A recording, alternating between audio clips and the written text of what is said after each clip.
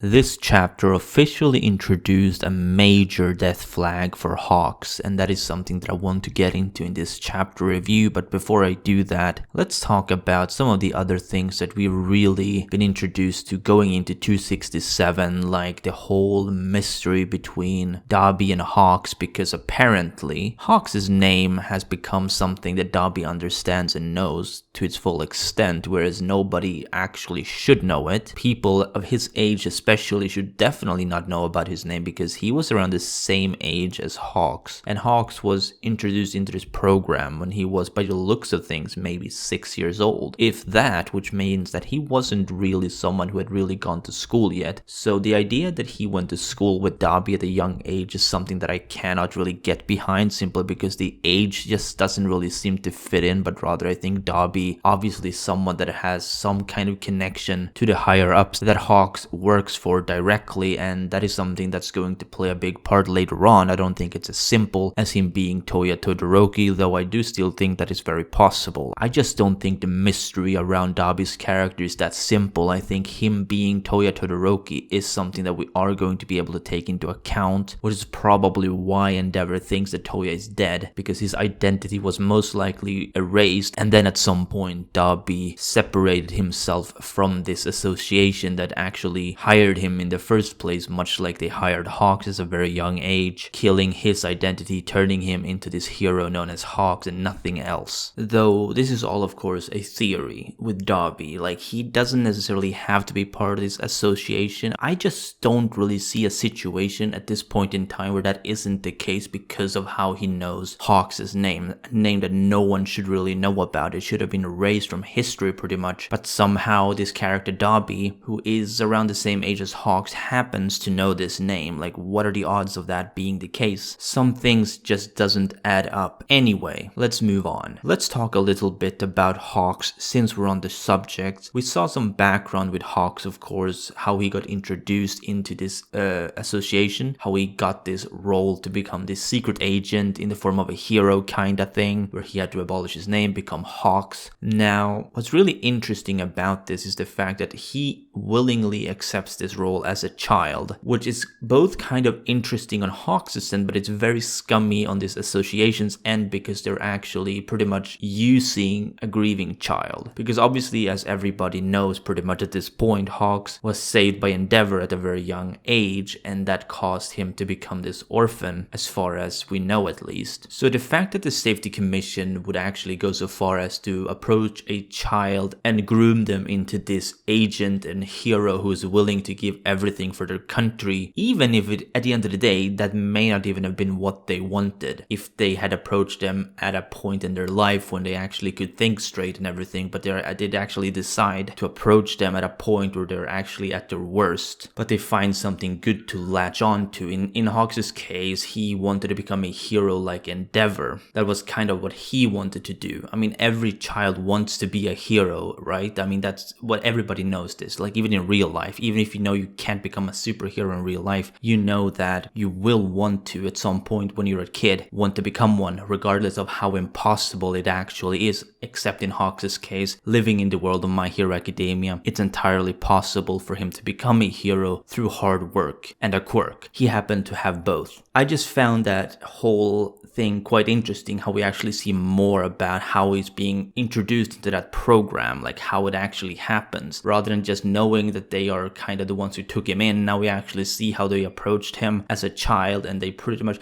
well, it's not necessarily the fact that they abused him or exploited him as a child. I just feel like regardless of whether they exploited him or not, you really shouldn't be doing this to a child, in my opinion. Like, you should really wait until they're older, to a point where they can decide for themselves, rather than asking someone who is at the age where they're willing to do anything to fulfill their dream. Not to mention that children are ridiculously easy to manipulate. Let's move on to Dabi, because I feel like we need to talk about Dabi as well. And when I say we need to talk about Dabi, I'm referring to the point at which he said, that he doesn't really care for the league at all, and the only thing that he really cares about is fulfilling the will of Stain. He wants to really push that whole Stain agenda, which is something we haven't really heard from someone like Stain in a very long time. In fact, we haven't heard it from really anyone in the league except from Spinner, which is really interesting. So the fact that Dabi would go so far as to not actually care about Shigaraki, he's really using Shigaraki as his own personal stepping stone to get where he wants to be, and that is something that I found extremely interesting about Dabi's character. Now we're finally getting some good characterization from Dabi, something we haven't really had in a long time from his character, something that's been missing for a very long time in my opinion, because he's one of those characters who we've had a big mystery around for a very long time, but we haven't actually seen him done anything. We haven't really seen much of his character at all. In fact, we haven't really seen him develop, progress much in the slightest in my opinion, but right now we're getting some character progression, development, whatever you want to call it. We're getting to learn more about what he's actually like and how he views the world, how he views the people he works with, things like that. Like, never mind him fighting Hawks, just the way he talks to Hawks in this chapter really tells us a great deal about what he's actually about, and that is something that I found to be fascinating, something that really makes me more invested in his character, something that, you know, much like with Mr. Compress, I hadn't really been that invested in Dabi's character for the longest time. I still am not with Mr. Compress, of course, because he hasn't really had us push yet. Same with Spinner, kinda. Except Spinner has that whole thing where he actually doubts that the league is willing to fulfill the will of Stain, but in the case of Compress, there's just nothing. Now with Dabi, we're actually seeing some of this stuff actually come to light. We actually see how he's starting to really show us that he wants to fulfill the will of Stain no matter what happens to Shigaraki, no matter what happens to Toga, Twice, or anyone. As long as his will is fulfilled, it really is all that matters to him. He's really demonstrating his personality in this chapter, which is something that people noticed. Okay,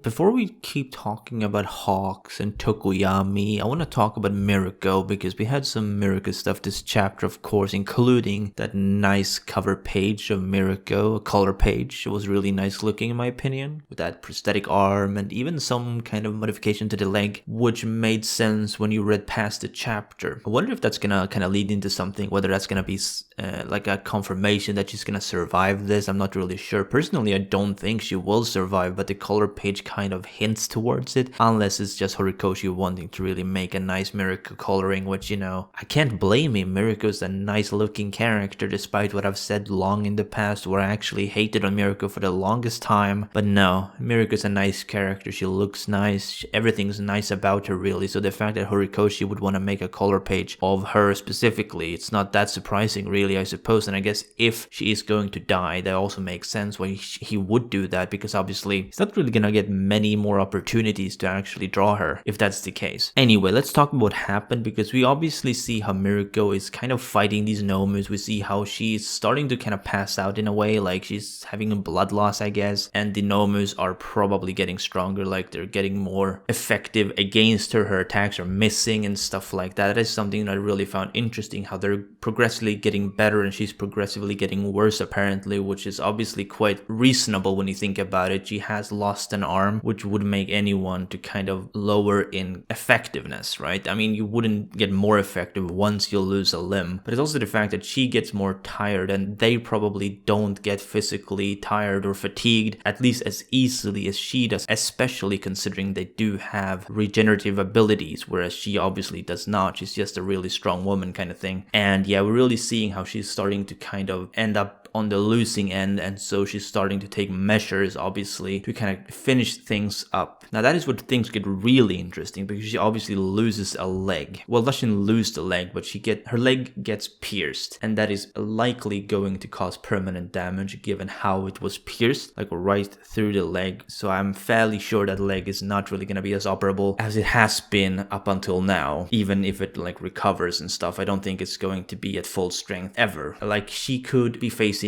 retirement, assuming she doesn't actually die, because I think she could die as soon as next chapter, and I'm going to go into that because it is something that, you know, it's not confirmed by any means, but it's kind of hinted towards in many ways. We see how she's extremely close to breaking the capsule that Shigaraki is inside of. And what's really interesting about that is obviously the fact that we know that Shigaraki is going to cause mayhem whenever he wakes up, and we saw that gauge a few chapters back where he was at like 70-something% finished, which means that he's very soon going to wake up probably, although in a very comparatively weak state from what his maximum is eventually going to be, much like the Nomus ended up being weaker from the start and now they're growing stronger. I think it's going to be a very similar case to that. But what's really interesting to me is how we also saw one panel this chapter, and we also saw a panel, I think it was last chapter or 2 chapters ago, when we saw Gigantomachia holding his radio, who is clearly waiting for the signal to attack. And I think that is kind of a hint that Shigaraki is going to wake up, meaning that Shigaraki is going to deal with Mirko probably whenever she breaks through that capsule. I think that's extremely likely. Like, obviously she's not gonna kill Shigaraki or even arrest Shigaraki for that matter. Like, Shigaraki is going to kill people. That is pretty much guaranteed at this point. Like, if that doesn't happen, everyone will be shocked, and a lot of people will get really angry if that happens. So I think Shigaraki is 100% going to be killing Mirko starting even either next chapter or whenever we see that kick actually connect to the capsule, where that either breaks or he gets out right before it breaks. You know, whatever happens at that initial moment, I think that is when Mirko dies. I'm gonna say it right now. Endeavor and Crust are also pretty close, which is interesting. So I think they're probably gonna have to retreat if Shigaraki comes out. Like, at this point, we pretty much know that Shigaraki is not going to be killing Endeavor, because that is something that we've had so much build up that Dabi is going to be the one to face Endeavor, and I think that is going to happen, honestly. Like, I don't see Shigaraki being the one to do it. Even though he's the #1 hero and Shigaraki is supposedly the leader of the villains at this point, I don't see him killing Endeavor, simply because that whole build up between Dabi and Endeavor has been so big at this point, assuming he's Toya Todoroki, which I definitely do think he is. So I don't really see that happening, but I do see him waking up, taking out Mirko, maybe other heroes as well, but he's not gonna take out Endeavor in my opinion. Like, that's just not going to happen. I think Endeavor is going to retreat along with everyone else, but some people are just not gonna make it. Endeavor is probably gonna be one of the lucky ones. And what's interesting is how we have a lot of students outside, I'm pretty sure, that are actually ready if something happens. If something comes outside, they're supposedly meant to protect the evacuating people. And that is probably something that's going to be focused on next, I think, because we haven't really seen anything from the evacuation team. We've seen from the assault team on the mansion, we've seen from the hospital raid. We haven't really seen anything from the evacuation side, which I think is going to be coming next. So I think that is probably going to tie into Shigaraki breaking out or something like that. Like, I just don't see them doing nothing. Doesn't really make a lot of sense to me. Okay, finally, let's talk about Hawks and Tokoyami, because at the end of the chapter, Tokoyami is seen arriving right before Dabi, saving Hawks from certain doom, pretty much. Now, this is something that I think is a huge death flag for Hawks, and I'm gonna explain why I think that is the case. First of all, we see at the beginning of the chapter, of course, how Hawks is explaining his weakness to Tokoyami, how it is actually fire. Dabi happens to use fire. He explains that in order to defeat an opponent like that, he'd rather take it out before he can actually use his fire. Now, we already know we're way past that, so I don't really see Hawks beating Dabi at this point in time. He has no feathers to use against Dabi. He's pretty much defenseless. However, Tokoyami is not a good matchup against Dabi. Tokoyami is not someone that you can think is ever going to win against Dabi, and it's not just because he's younger and more inexperienced, but it's also the fact that his quirk is a total misfit against someone like Dabi. Dabi uses fire, which is extremely bright, and he doesn't just use fire, he uses fire in extremely big chunks. Like, when you see him going all out, you see massive flames going out, and they're extremely bright. Now, Dark Shadow would get swallowed by that immediately, and even if he had a decent quirk against Dabi, and even if he was someone that could fight Dabi on some kind of an even playing field, I think Hawks is going to sacrifice himself in order to save Tokoyami. I don't want it to happen. I think it is going to happen, though. I definitely see Hawks dying here. Now, it's not something I want to. Obviously, I don't want my favorite character to die, but the fact that Tokoyami came to the scene kind of tells me a good deal on the situation. Like, it really explains to me that something's going to happen between these 3 characters, and the only thing I can really see with Hawks at this point point is that he actually gives his own life to save Tokoyami's. Tokoyami's making an effort to save Hawks. I'm not really sure if he's going to, though. Like, maybe he can actually end up saving Hawks and just evacuating away from there back to wherever Fat Gum is. But I just don't know. Like, at this point, can he really do that? Because Dabi is not someone who would let him leave with Hawks or let Hawks leave. Like, he would go all out against Tokoyami if it meant going past him and actually killing Hawks at this point. Like, he's going to actually give it everything he's got in order to get what he wants. And Tokoyami is either going to die here or Hawks is going to die. That is my prediction. I don't see Tokoyami dying here. That makes no sense to me because Hawks would rather give his own life to protect the younger student, the one that he pretty much took in under his wing, taught him how to be a hero. I don't see him surviving at the expense of Tokoyami. Makes literally no sense in my opinion. So unless both happens to survive, which is extremely unlikely by the way, the one surviving here is Tokoyami and Hawks will die. Anyway, gonna end the review here, so let me know what you think down below in the comments about this chapter, My Hero Academia chapter 267. Did you like it? What do you think about Hawks and Tokoyami? Who's gonna survive? Who's gonna die? Or both gonna survive? And what's your thoughts on the whole Shigaraki situation? Like, who is actually going to die there? Who is going to get out alive? Is Shigaraki even going to come out already next chapter? Anything you have to say about the chapter? I'm willing to read it. Anyway,